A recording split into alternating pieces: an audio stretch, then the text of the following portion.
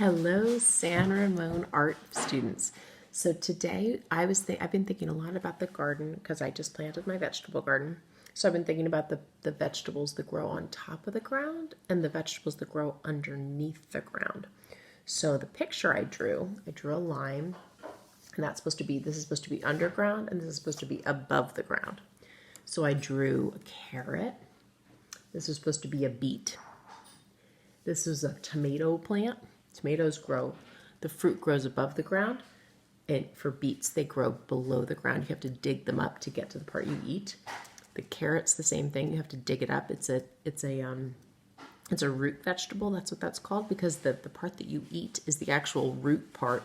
There are some little roots that come off the very bottom, but the main part you eat is considered the root. You've got lettuce here. These are radishes. They also grow underground, their roots. And these are potatoes. And potatoes are really fun. I think you guys, I think you probably all got to pick them in the pumpkin patch. And you get to dig them up. And do you remember doing that? And so the leaves grow up high, but the potatoes are underground. And then I also put a couple little worms underground because worms like to live underground. You could put like a hedgehog or a mole or a groundhog underground because they live underground too, right? So you could draw those kind of things underground.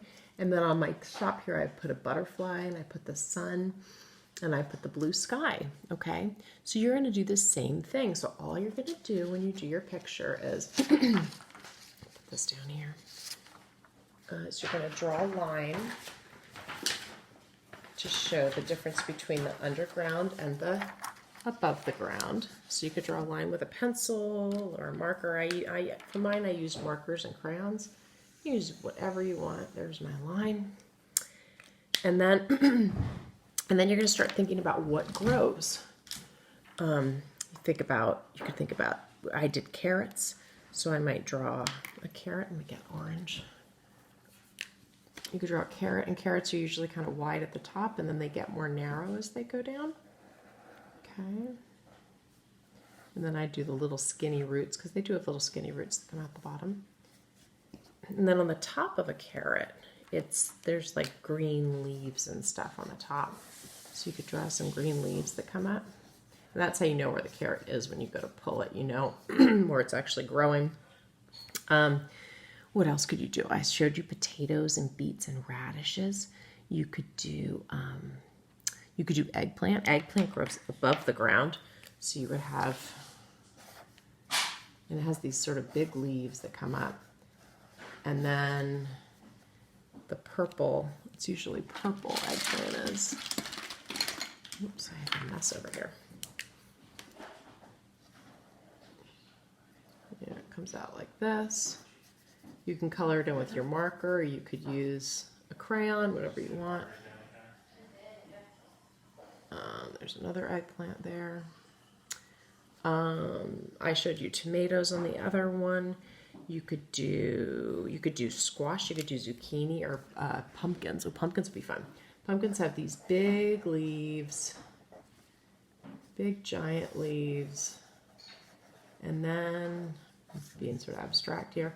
And then they have these big, beautiful yellowy orange flowers that come out, and that's what actually forms the pumpkin. So you'll see these big flowers, and when you see these, you know, ooh, it's about to start. So that's going to turn into a pumpkin. Let's pretend maybe there's already a pumpkin growing on this plant. You could draw a big pumpkin in the background here. The leaf could be covering it, but you could just see the orange in the background. Of course, they're not going to be orange yet. Do you know what they start as? They start green when they start. And then they become orange as the season goes on. So they wouldn't be orange in this time of the year, but they would get there pretty soon. And then what I did was when I colored it in, I used the marker for the outline and then I colored in with crayon. So if you have both, you can totally do that. It's kind of a fun technique. You don't have to do it that way if you don't want to. It's up to you. So anyway, you'll color in the whole thing. You can think about what little animals might live underground. As you remember, I did worms for mine.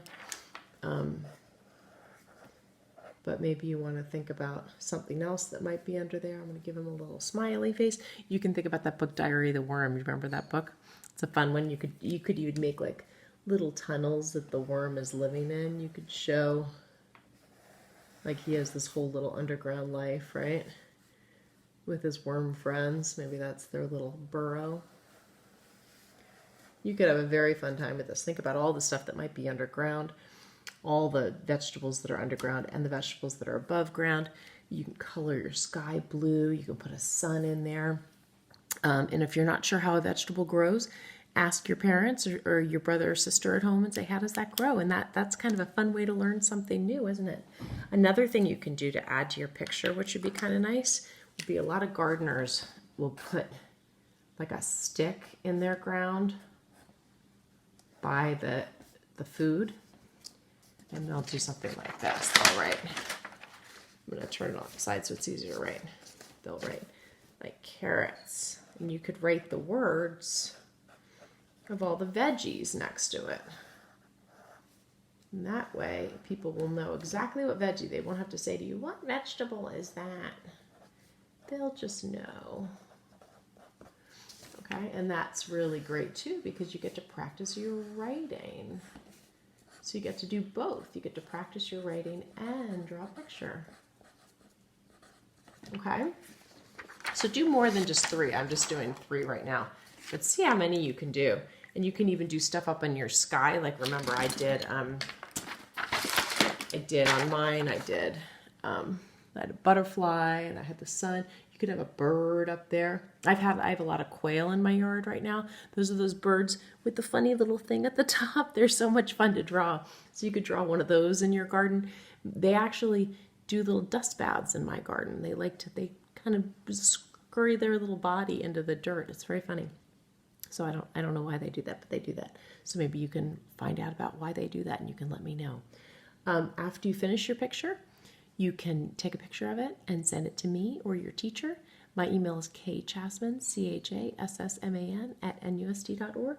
I can't wait to see what you guys come up with. I hope you're having a good day.